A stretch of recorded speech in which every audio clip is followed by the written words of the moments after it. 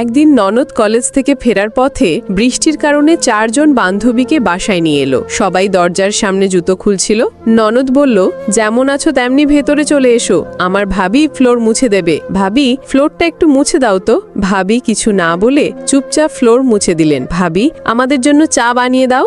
ভাবি চাও বানিয়ে দিলেন। বৃষ্টি হচ্ছে, খাওয়ার জন্য কিছু একটা বানিয়ে দাও তো।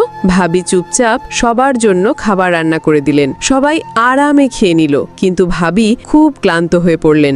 রাতে যখন তিনি ঘুমোতে যাচ্ছিলেন, তখন বারবার তার মনে একটাই প্রশ্ন ঘুরছিল, ননদের কি একটা ধন্যবাদ বলা উচিত ছিল না? পরের দিন সকালে ভাবির ঘুম ভাঙল। তিনি দেখলেন ননদ কলেজের জন্য তৈরি হয়ে দাঁড়িয়ে আছে। কয়টা বাজে?